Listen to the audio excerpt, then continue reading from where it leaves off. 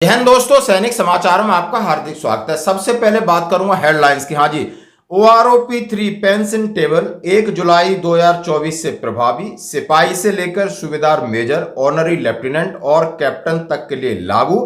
10 अगस्त की है खबर। इसमें ये कह रहे हैं OROP2 से OROP3 में क्या बदलाव है, OROP3 पेंशन टेबल इसमें क्या आंकड़े हैं, पेंशन टेबल के मुख्य मुद्दे क्या हैं, इसमें कितने प्रतिशत बढ़ोतरी हो रही है, हवलदार और अन्य रैंकों के लिए OROP3 पेंशन, और इसमें हर एक रैंक की पेंशन बढ़ोतरी की ये बात कह रहे हैं। आखिर इस खबर का करेंगे पोस्टमार्टम।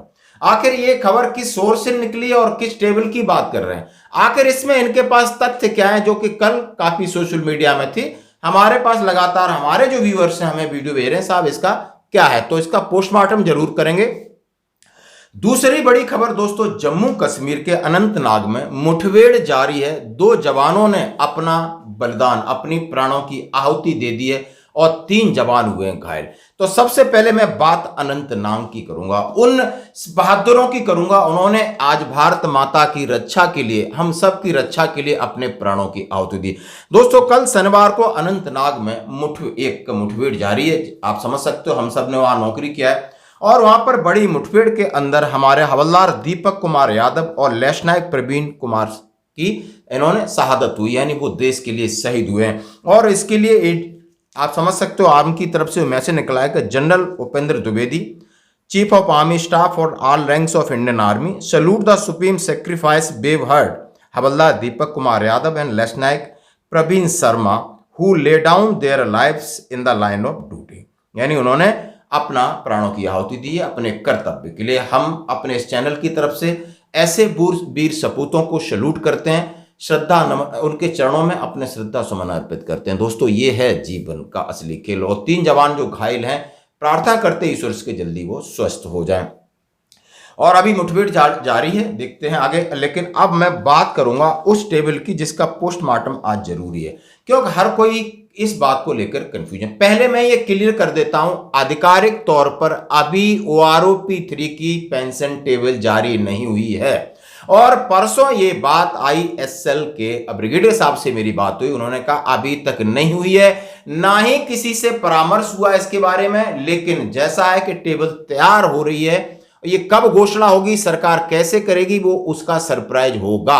लेकिन ये जो है कयास लगाए जा रहे हैं और इनकी टेबल जो न्यूज चल रही है, ये एक प्रेडिक्टेड है, ये अनुमानित है। और ये अनुमानित के तथ्य वही है जो कि तमाम OROP3 की एक टेंटेटिव एक टेबल घूम रही थी, 1-2 लोगों ने बनाया है, उसी टेबल को लेकर के इन्होंने अपना एनालिसिस किया। इसमें कुछ और चीजें जोड़ दी हैं, वो थोड़ी सहूलियत वाली हैं। क्या चीजें जोड़ी हैं, कौन सी टेबल है, क्या बढ़ोतरी हो, चलो आगे देखते हैं। इसलिए वन रैंक वन पेंशन 1 जुलाई 2024 से प्रभावी। मुख्य उद्देश्य समान रैंक समान अवधि वाले भूतपूर्व सैनिकों को समान पेंशन देना। इसके तहत सभी रैंकों के पेंशन धारकों की पेंशन में वृद्धि की जा रही है, जो कि उनकी सेवा और वर्षों रैंकों के मुताबिक है। जब OROP2 से OROP3 में क्या बदलाव है, पहला इन्होंने कहा है कि OROP2 जब लागू किया गया था, पेंशन की गणना 2018 के न्यूनतम और अधिकतम के औसत पर की गई थी, 1 जुलाई 2019 के हिसाब से लागू की गई थी। हालांकि OROP2 के दौरान JSUR की पेंशन में कमी देखी गई थी। सरकार ने बताया कि JSUR पहले से ही औसत से अधिक पेंशन प्राप्त कर रहे हैं, इसलिए कमी आई। लेकिन OROP3 में सभी रैंकों की पेंशन में वृद्धि हो रही है, चाहे वो सिपाही से लगाकर कैप्टन तक। ये एक सही बात और अच्छी बात है कि आपने देखा होगा OROP2 में जो एवरेज निकाला, तो कईयों की एवरेज से ज्यादा थी, तो उनकी तो बढ़ेगी नहीं।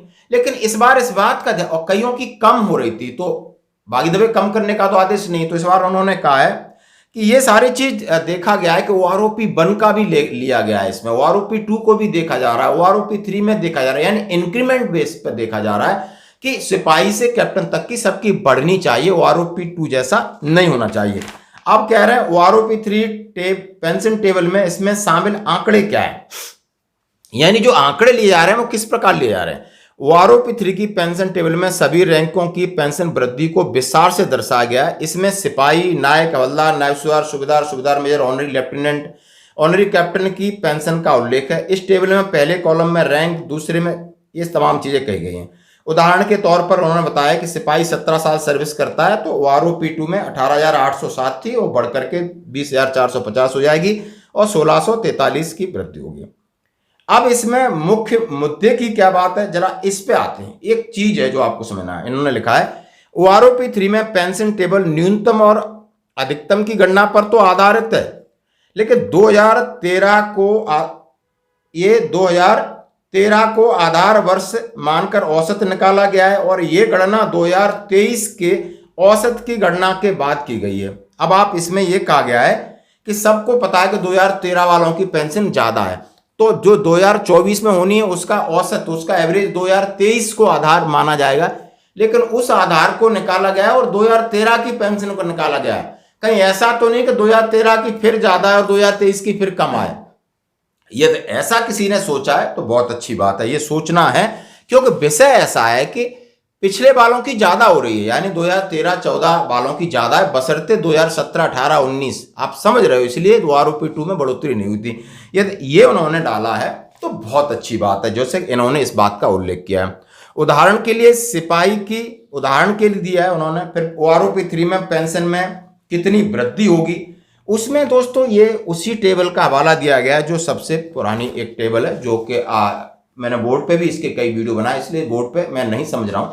लेकिन उन्होंने उदाहरण के तौर पर बताया कि चाहे आप सिपाही हैं 1643 बढ़ रही है, 19 साल सिपाही है 2268 बढ़ रही है, नायक है 2068 बढ़ रही है, 2681 बढ़ रही है नायक की, हवलदार की 2643, 1693, 1550, फिर नायब सुधार की 2300, दूसरा नायब सुधार 26 साल वाले की 2800, नायब इसी तरीके से 2350, 2000, 2500, 2200, यानी हर एक रैंक को 2000 प्लस माइनस 200, 300 के आसपास बढ़ोतरी का ये बता रहे किस तरह बढ़ेगी। और इसमें खास ख्याल रखा गया है कि 2013 का भी बेस ईयर को चेक किया गया है 2023 के साथ। इन्होंने इस तरीके का उल्लेख है जो आपके सामने आया, और ये इस टेबल को और इसको सिर्फ आप अपना दिल पे नहीं दिमाग से सोचिए कि ये खबरें हैं और खबरों में से खबरें निकल रही हैं, लेकिन आधिकारिक तौर पर मैंने पहले ही बता दिया था कि इसकी कोई अभी तक घोषणा नहीं हुई है।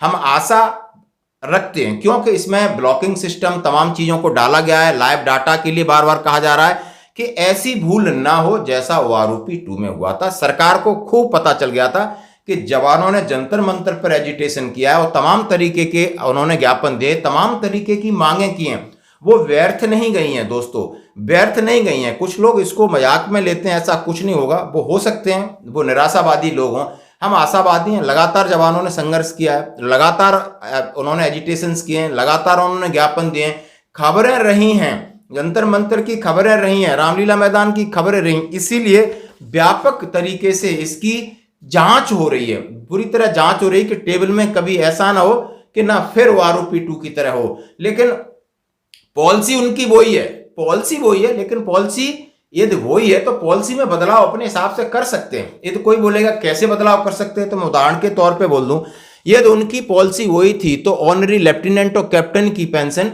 35,800 और 38,000 जो 300 कुछ थी उसको बढ़ा के 42,000 और 41,000, 43,000 कैसे की? वो कहां की पॉलिसी थी? वो वही पॉलिसी थी जो 2013 की गणना को उन्होंने कंपेयर किया गया।